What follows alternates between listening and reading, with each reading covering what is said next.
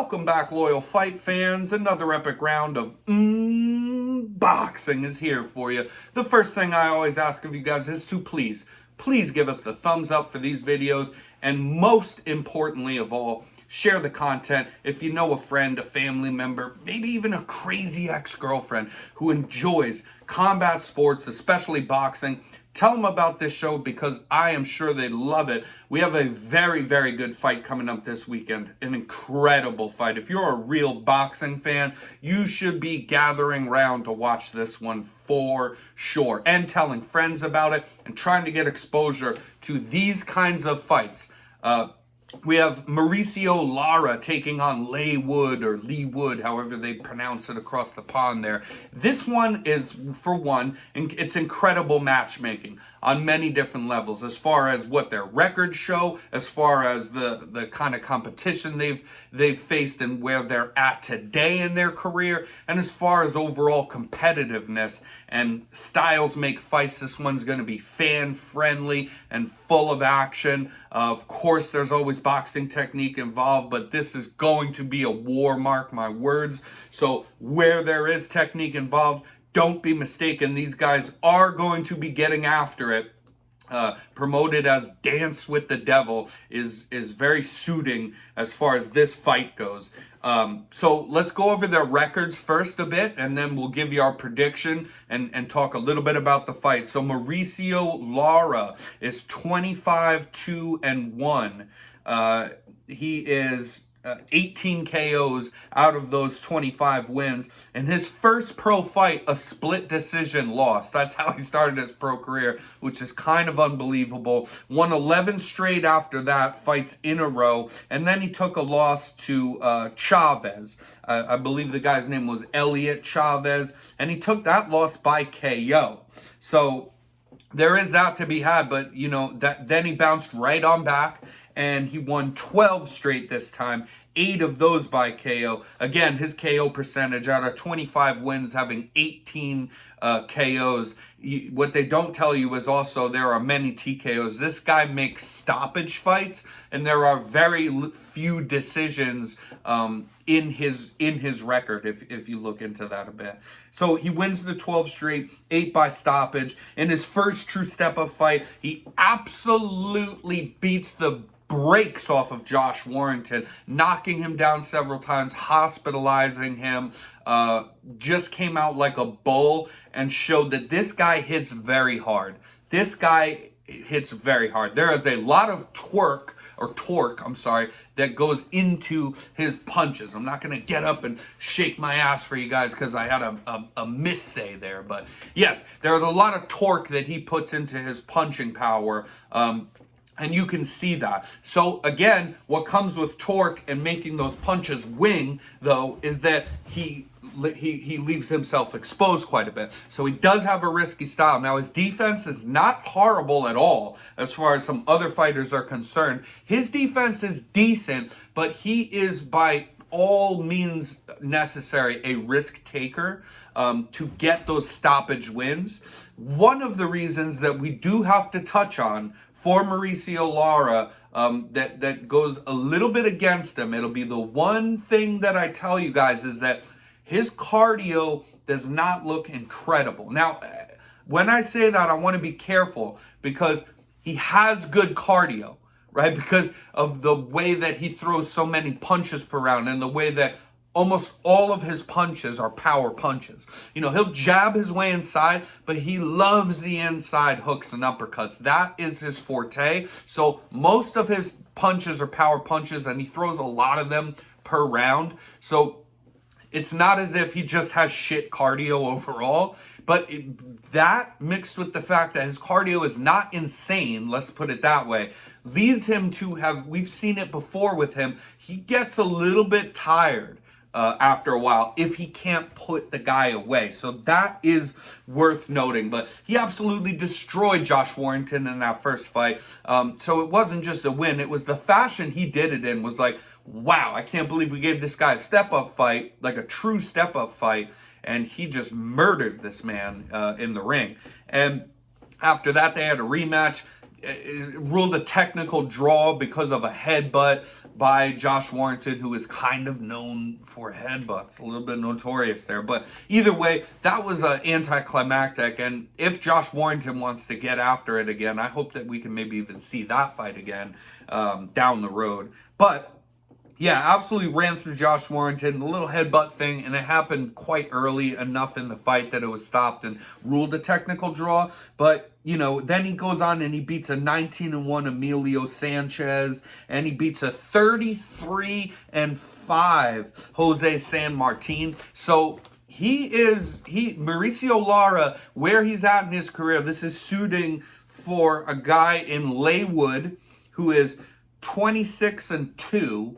Okay, and 16 KOs, so, you know, quite a few KOs in there. Not as good a KO ratio as Mauricio Lara, but still very much, and always been a fan-friendly fighter, that's for sure, in Leawood. But, you know, here's one thing that I'll say before I get into the good stuff for him.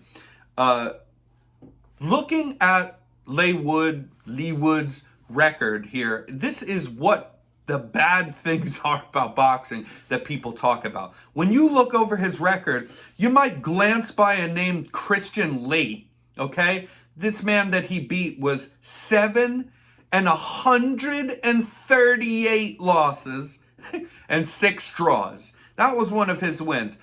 And then you'll look down that list and see a 4 wins, 8 losses, a 4-9 record, a 9-106 loss record, an 8-13, a 4-13, a 4-23, a 7-60, a 7-28, and a 14-40. So when you talk about guys' records being padded, this is the definition of that in Leywood's records.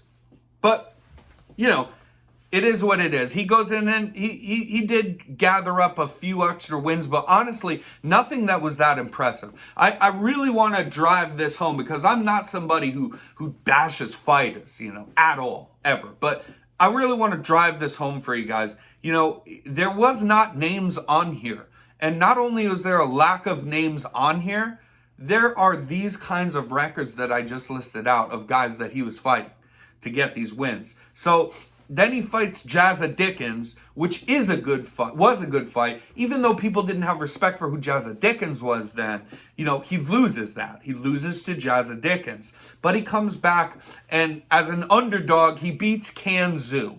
And that is a good win. And that is a decent name to have on your record there. And he gets a belt or a secondary belt. You know the way they're doing the sport these days. You know the way they're doing us. They got 1 million belts per weight class. But he gets one of those belts off of Kanzu. More importantly, the Kanzu name on your record and the way that he fought that fight, the way that he looked in that fight and was knocking Kanzu all around. Uppercut city in that fight. It's like every damn shot was an uppercut. Kanzu just could not seem to defend them. But that was a really good win. And then he goes on to fight Michael Conlan, which absolutely broke my heart. I got to tell you guys that when we break stuff down, I'm very unbiased about how I give my picks and what I tell you guys on this channel. But I also want to be personal enough on here and tell you guys that watching that fight just as a fan, I did think for real that Michael Conlan would win it. And then watching that fight, I thought it would be more competitive. Michael Conlan comes out. Michael Conlan is not a knockout guy at all. Not known for power whatsoever. But he comes out and just catches Leywood and drops him in the first round. And then he just owns him round after round after round, where the fight was just running away. And I forget if it was about the 8th round or so, which is late in the fight, man. I mean, he's basically just, then Leywood did start taking a couple rounds, but this just didn't matter. It just felt like there was so much done that this fight's in the bag, even if he loses every round, as long as he lives, and he didn't. He almost died. Falling head first out of the ring, man, was just broke my heart. And because I'm Irish, I'm a huge Michael Conlan fan. I just got to admit, that broke my heart, but you know, all credit due to Leigh Wood. I mean, look at that performance, man. Coming back from the fires of hell there when he was way down and been dropped himself and way down on the scorecards. That comeback was very epic and possibly the knockout of the year as well. So that is what Leigh Wood is coming off of in his record. So for these two men to meet up now is very competitive. It's going to be a very good fight, and there is going to be lots of inside fighting, I guarantee you. I would guarantee that these guys basically meet in the center of the ring, and then they just cut little angles. They do their thing, but there's not going to be really like much moving around this fight, man. It's just going to be head movement. Now, who has better head movement? We granted that Leigh Wood has better cardio. So for Mauricio Lara, he doesn't have bad cardio, but like we said, he does tend to tire due to that it's not like excellent cardio, and he's throwing so many punches. All of them are power punches. But so that just makes the facts what it is for Mauricio Lara. Now, Leigh Wood has cardio for days. He is an absolute machine in there.